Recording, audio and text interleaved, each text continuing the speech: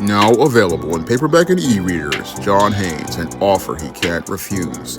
The man who rules the world gets a job offer he can't refuse in this action-packed all-new John Haynes series adventure. Get your copy of John Haynes, An Offer He Can't Refuse at Amazon.com and other online booksellers. Better get the coleslaw, y'all, cause we're having us a barbecue.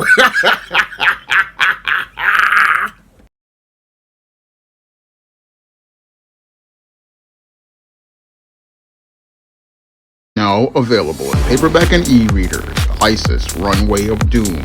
The goddess next door struts her stuff on the catwalk to take on a runway of rogues in this action-packed all-new Isis series adventure.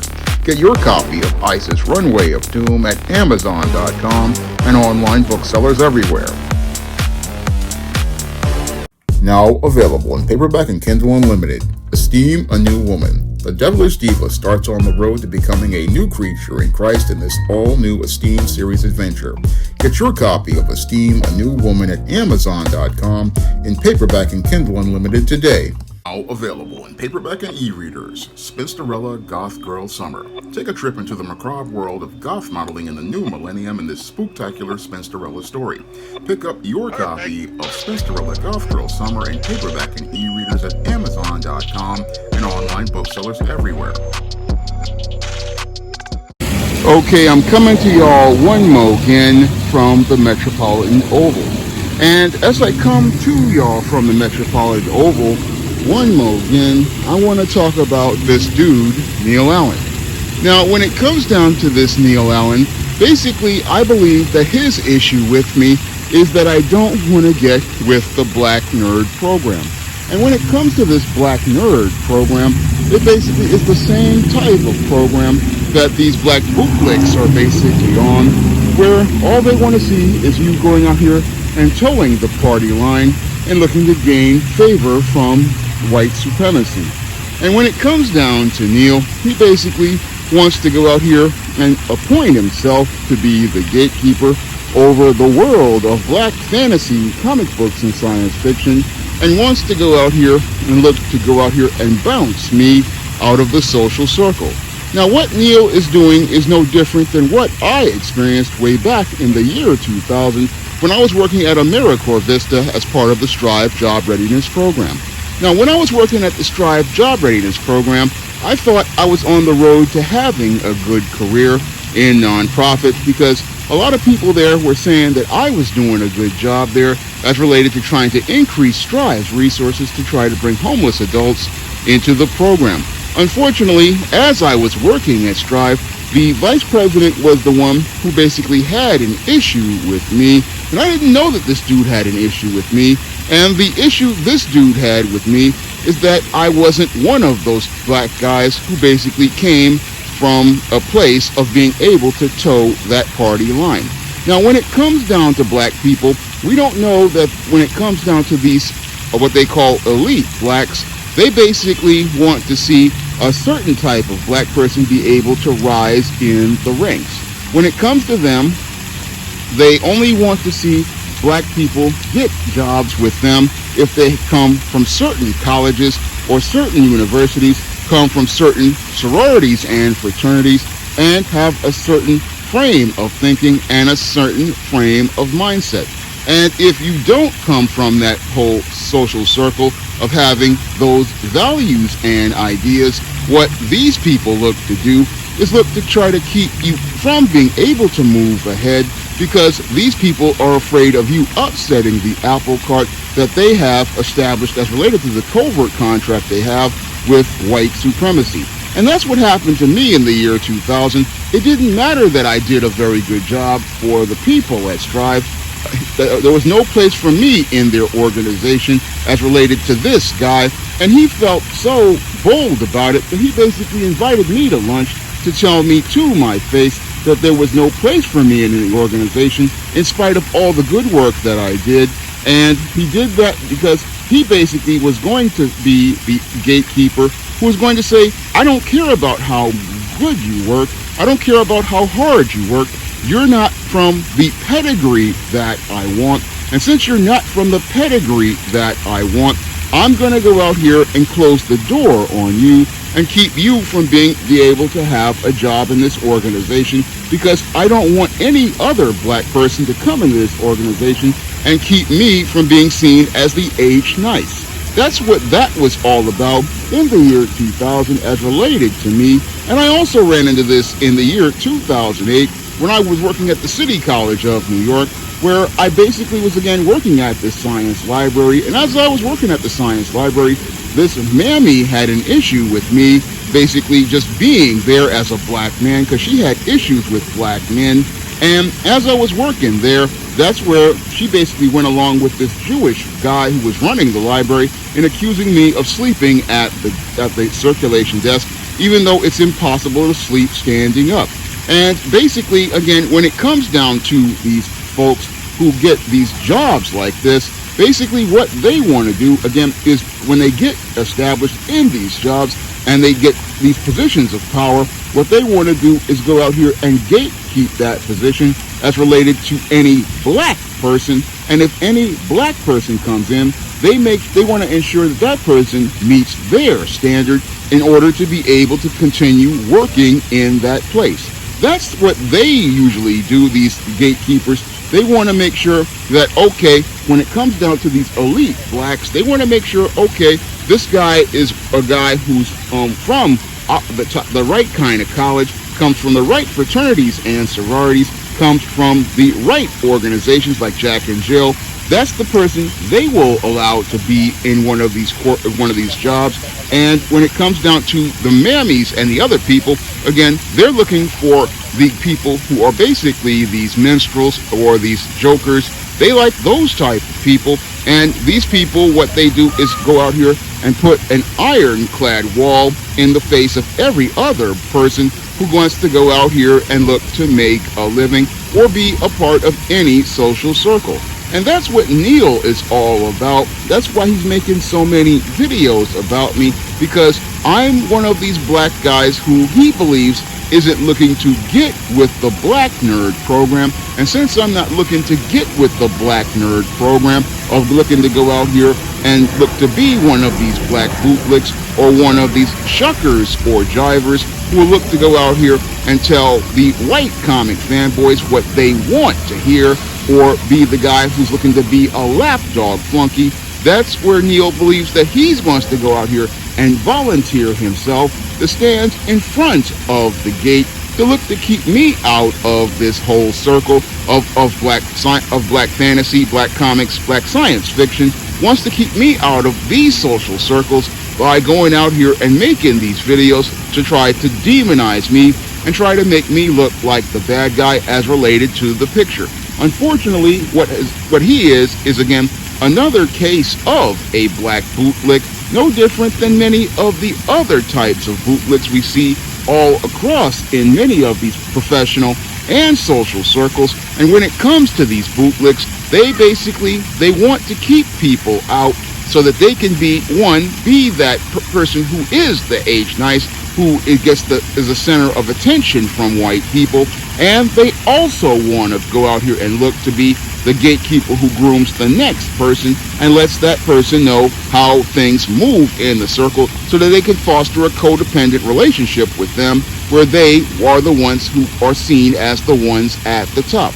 That's how they do their gatekeeping, and I go in depth on this in my novel, The Temptation of John Haynes. Now, in my novel, The Temptation of John Haynes basically worked his way up into Sunrise Foods, and as he was a director of marketing, that's where he thinks he's on the road to getting a promotion in this black-owned company, when he's called into his office by one of these Ivy League types who basically fires him because he doesn't have the education from the right college, doesn't come from the right fraternities, doesn't come from the right organizations, and wants to go out here and look to close him out of the social circle for just going out here and earning everything on the merits. And as he's basically closed out of things, that's where the devil wants to create an opportunity to try to take John Haynes' soul by going out here and offering him this corporate job at Morris Phillips, and having the demon Esteem look to seduce him. And as he's in that whole situation, he basically is being protected by God as he's in this corporation. And eventually what happens is that John runs into this same guy who got him fired, and there he has a confrontation with this man, and eventually winds up kicking him out of the social circle once and for all, and promises to plaster the wall to make sure that this guy would never be able to go out here and keep anybody else from coming in. That's what John Haynes basically had to do, and that came from my personal experience from working at Strive, and also came from my experience at working at City College and seeing the intra-racism that goes on among black people, especially those from those higher social circles. And as I saw those same black bootlicks, I can honestly say and confirm everything Professor Black Truth has stated as related to his statement that bootlick is a job without a retirement plan, because that same vice president who basically said there was no place for me in that organization in 2001, by about 2002 he was basically gone because he wasn't meeting the goals of the organization. And the CEO of Strive, Rob Carmona, sadly he wound up losing his job in 2014 when one of these black women basically set him up as related to her being inappropriately dressed. She went out here and pulled the finesse, taking some words when he said the N-word to her, recorded it, and then took it to the federal courts and got herself a nice big fat settlement as related to him using that N-word. And we never saw Rob Carmona again at Strive, and that just shows how these white supremacists work at going out here and pulling finesses on black people, because this black woman was a felon who had basically been convicted of financial crimes, came to the Strive job readiness program, and as she came to the job readiness program, eventually got a job at Strive. And after she got this job at Strive, then went out here, confronted the CEO, as the CEO confronted her about being dressed inappropriately, and what she did was go out here, take something that she recorded as related to their conversation, use it to go get herself a lawsuit. And then after that, they said they had no use for Rob Carmona, and Rob Carmona never worked at Strive again, even though he was one of the founders of Strive. And that basically shows how little value you have as a black person in these business circles. When it comes down to these white supremacists, they don't care about your education, they don't care about your pedigrees, they don't care about none of that. Nope, if they don't need you anymore, what they do is once they finish using a tool, they just break the tool or they toss the tool away after it's broken. That's what they do with bootlicks, and that's what flies over the head of a guy like Neil Allen. What flies over his head is that he's thinking he can go out here and gatekeep someone like me and keep me from being able to go out here and push my work, not understanding that the dirty work he's going to do, he eventually is going to reap what he sows, later than what he sows, greater than what he sows, from the God he serves, which is the system of white supremacy, because that's who these black nerds basically worship. They worship the system of white supremacy as related to fandom, and they look for the favor and approval from that system of white supremacy more than serving the God that I serve, because the God that I serve basically is not a man, and with God not being a man to me, I just wanted to go out here and basically make a living the same way I'm trying to do right now. I was trying to sell these books that feature positive stories about the black experience and the positive stories about black life, and I never knew about these unwritten social rules as related to how it went with black people. I never knew how it went. I mean, when I was 9 years old and my brother had these comic books, I just wanted to go out here and make comic books, and I didn't know how to draw, so I just made the pictures with words. And as I grew up, I wanted to go out here and get a book published. That's all I wanted to do. I didn't know that there was a whole hierarchy of things as related to black people, and I didn't know that there were all these unwritten social rules about how you had to move in these black circles that these black bootlicks and other types have basically established. I mean, when it comes to these folks, they basically have created a system as related to race and class where they want to be the ones who are the gatekeepers who decide who comes in and who comes out.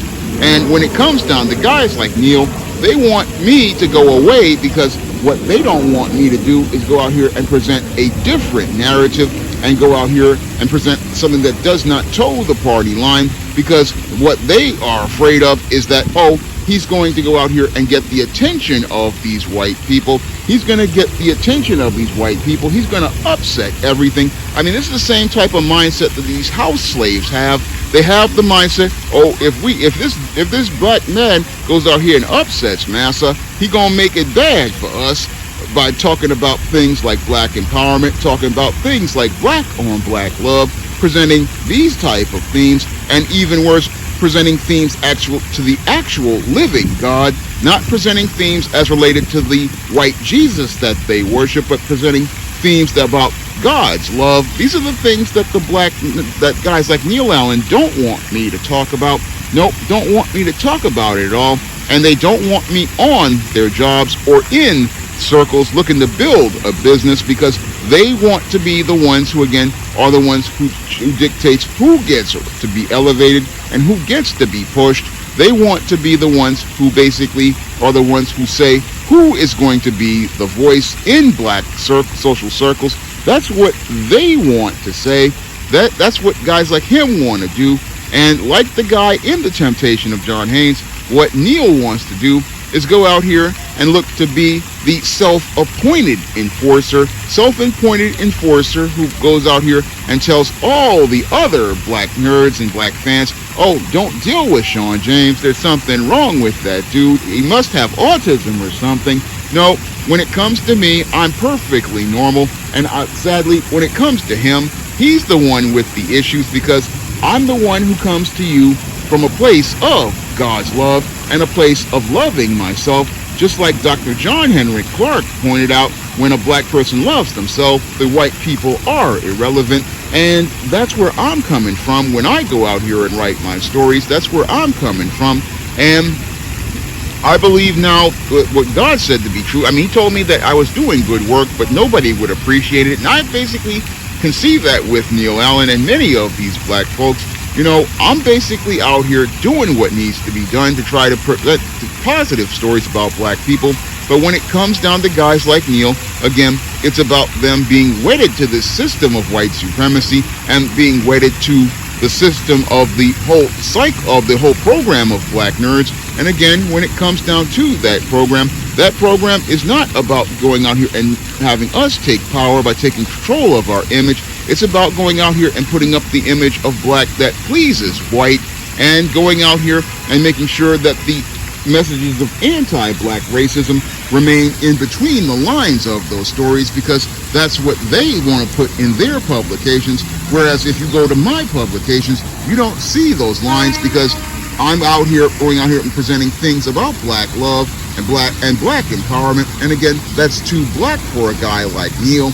And again, when it comes down to a guy like Neil, it's all about trying to make black fit into the world of white and being accepted by white people. So I've basically dealt with this type of dude, again, for almost 25 years ago. Basically cost me an opportunity with AmeriCorps Vista. Dealt with him 18 years ago, cost me a good civil service job. And I'm just trying to go out here and keep going as God has told me. And again, even after the aftermath of this heart attack, still trying to obey God at the end of the day. That's what I'm trying to do. But when it comes down to guys like Neil, I basically figured this dude out. I mean, my brother had told me, oh, go check this guy's video out. And once I saw his video, I basically saw what I'm dealing with. And it's the same demon I have been dealing with ever since I got the opportunity at AmeriCorps Vista. Same demon I have been dealing with, that basically, again, wants to believe that it's going to keep me out of receiving God's blessings. That's what I'm dealing with. And again, when it comes down to these type of individuals, they want to be the gatekeepers over everything, because I'm not following the program, because their program, again, is all about white approval, getting white people to like them, and possibly getting a little bit of that white sexual access, where they can get a taste of the atomic waste from one of these white women or one of these white men, and that can be either man or woman. That's what they're all about. That's what the Black Nerd program is about. But that's not what Sean's program is about, because Sean's program is about serving God and being a steward of God. So I'm not about that program, but this guy is about that program. And as part of that program, what they do is look to have their little nerd bouncers go out here and look to bounce you out of the social circle so that you won't go out here and hear narratives that present you the truth about black people and present you truth that will allow you to take the power to control your image and control the stories about yourself and show a richer picture of the black experience. Now, my first full comic, John Haynes at Death's Door, is available at lulu.com in paperback, and it's also available on Amazon's Kindle and also available on Google Play. And my second comic, Esteem No Good Deed, is available on Amazon's Kindle for just 99 cents, and it's also available in the Esteem series book, Esteem Blast from the Past. And if you want to check out some of my fantasy that's a part of the SJS Direct universe, you can check out the books of the ISIS series, the Esteem series, the John Haynes series, the books of my vampire novel, Eternal Night, my books in the Black Goth Space Dorella series, my Black Sorority novel of Thetas, my Black Business book, A Recipe for Success. You can find all those books on Amazon.com in paperback and Kindle format. You can also find them at other online booksellers like Drafted Digital, Google Play, Barnes & Noble, and big box retailers like Walmart and Target. And you can also help me out by going out here and dropping a donation to the PayPal or the Cash App by clicking the links in the description box. That's all I have to say for this video. You can comment, rate, and subscribe. Support Black-owned and Black-operated digital broadcast media. www.niceradionetwork.com. Nice Radio Network, broadcasting 24 hours a day, 7 days a week.